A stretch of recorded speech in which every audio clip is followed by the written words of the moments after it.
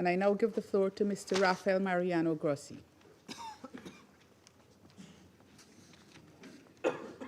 Thank you very much, Madam President, dear Secretary General, dear Madam Under-Secretary General, dear friends.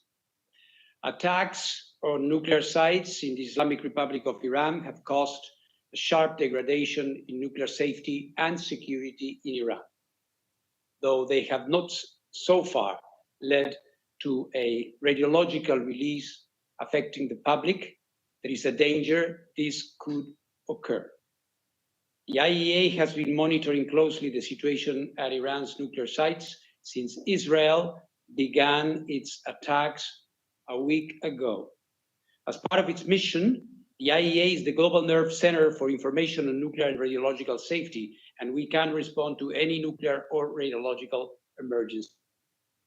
Based on information available to the IAEA, the following is the current situation at Iran's nuclear sites, which I offer as a follow-up to my most recent report to this Security Council. The Natanz enrichment site contains two facilities. The first is the main fuel enrichment plant.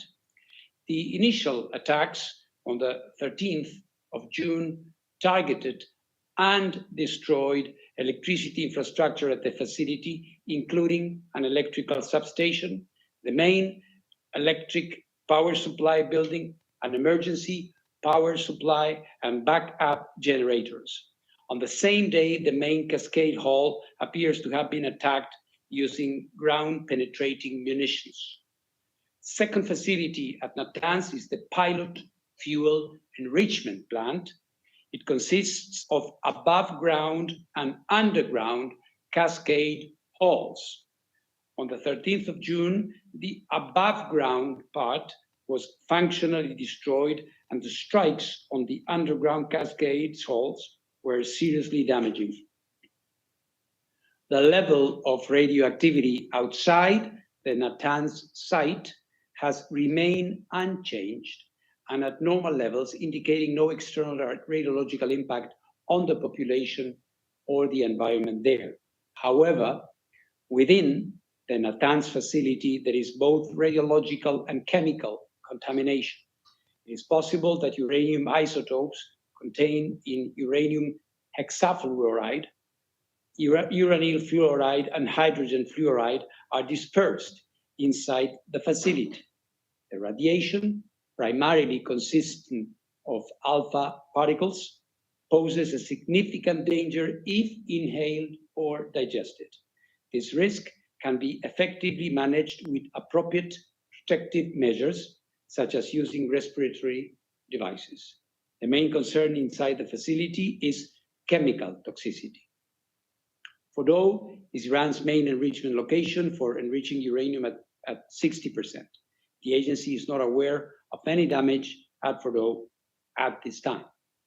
At the Esfahan nuclear site, 4 buildings were damaged in last Friday's attack: the Central Chemical Laboratory, a uranium conversion plant, the Tehran reactor fuel manufacturing plant, and the enriched uranium metal processing facility, which was under construction.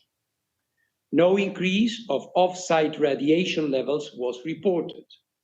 In Natanz, the main concern here is chemical toxicity. The Conda heavy water research reactor under construction in Arak was hit on the 19th of June. As the reactor was not operational and it did not contain any nuclear material, no radiological consequence is expected. The nearby heavy water production plant is also assessed to have been hit. And similarly, no radiological consequence is expected. As stated in the IAEA's update of 18th June, at the Tehran Research Center, 1 building where advanced centrifuge rotors were manufactured and tested was hit. At the Karaj workshop, 2 buildings where different centrifuge components were manufactured were destroyed. There was no radiological impact internally or externally. Let me now refer to the Bushehr nuclear power plant. This is the nuclear site in Iran where the consequences of an attack could be most serious. It is an operating nuclear power plant, and as such, it hosts thousands of kilograms of nuclear material. Countries of the region have reached out directly to me over the past few hours to express their concerns, and I want to make it absolutely and completely clear. In case of an attack on the Bushehr nuclear power plant, a direct hit would result in a very high release of radioactivity to the environment. Similarly, a hit that disabled the only two lines supplying electrical power to the plant could cause its reactor's core to melt, which could result in a high release of radioactivity to the environment. In their worst case, both scenarios would necessitate protective actions, such as evacuations and sheltering of the population, or the need to take stable iodine with a reach extending to distances from a few to several hundred kilometers. Radiation monitoring would need to cover distances of several hundred kilometers, and food restrictions may need to be implemented.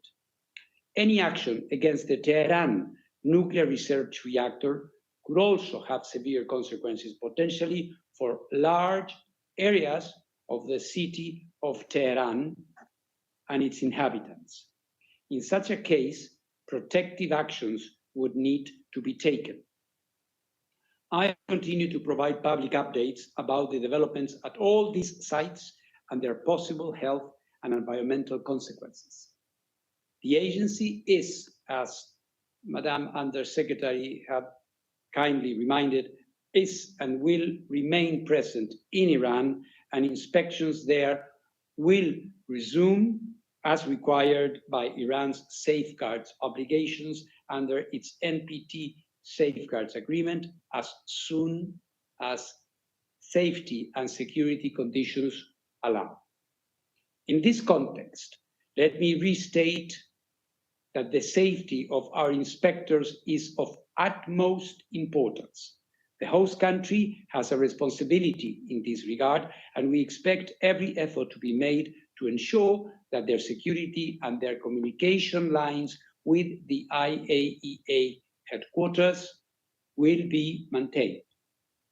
As stated in my most recent report to the agency's Board of Governors, and based on inspections conducted at the relevant facilities since then, Iran's uranium stockpiles remain under safeguards in accordance with Iran's comprehensive safeguards agreement. You may recall that more than 400 kilograms of this stockpile is uranium enriched up to 60% of uranium-235. It is essential that the agency resumes inspections as soon as possible to provide credible assurances that none of it has been diverted. Importantly, any special measures by Iran to protect its nuclear material and equipment must be done in accordance with Iran's safeguards obligation and the agency. Therefore, it is of paramount importance that the agency's inspectors are allowed to verify that all relevant materials, especially those enriched to 60%, are accounted for. Beyond the potential radiological risks, attacks on such materials would make this effort, of course, more difficult. Madam President, the IAEA has consistently underlined, as stated in its General Conference resolutions, that armed attacks on nuclear facilities should never take place and could result in radioactive releases with grave consequences within and beyond the boundaries of the state which has been attacked. I therefore, again, call on maximum restraint. Military escalation threatens lives and delays indispensable work towards a diplomatic solution for the long-term assurance that Iran does not acquire a nuclear weapon. Madam President, the presence, support, analysis, and inspections of technical experts are crucial to mitigating risks to nuclear safety and security.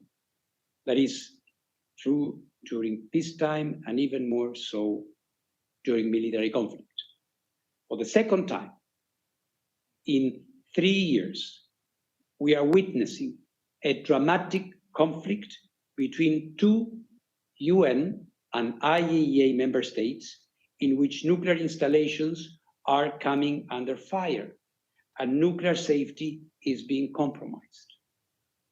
The IAEA, just as has been the case with the military conflict between the Russian Federation and Ukraine, will not stand idle during this conflict.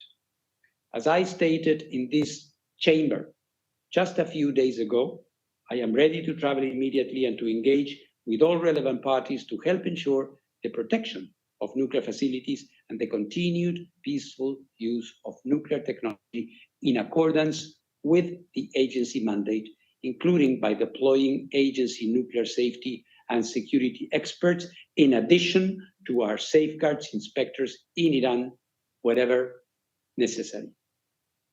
For the IAEA to act, a constructive professional dialogue is needed. I urge the members of this council to support us in making it happen sooner rather than later. The IAEA must receive timely and regular technical information about affected nuclear facilities and their respective sites. I urge in this regard the Iranian regulatory authorities to continue a constructive dialogue with the IAEA Incident and Emergency Center, which has been operating 24/7 since the beginning of this conflict. Nuclear facilities and material must not be shrouded by the fog of war. Yesterday, there was an incorrect statement to the media by an Israeli military official that the Bushehr nuclear power plant had been attacked. Though the mistake was quickly identified and the statement retracted, the situation underscored the vital need for clear and accurate communication, and the agency's unique role in providing it in a technically accurate and politically impartial way is obvious. Let me conclude by assuring the international community of the IAEA's continued support at this very grave time. A diplomatic solution is within reach if the necessary political will is there. Elements for an agreement have been discussed. The IAEA can guarantee through a watertight inspection system that nuclear weapons will not be developed in Iran. They can form the basis of a long-standing agreement that brings peace and avoids a nuclear crisis in the Middle East. This opportunity should not be missed. The alternative would be a protracted conflict and a looming threat of nuclear proliferation that, while emanating from the Middle East, would effectively erode the NPT and the non-proliferation regime as a whole. Thank you very much. I thank Mr. Grossi for his briefing.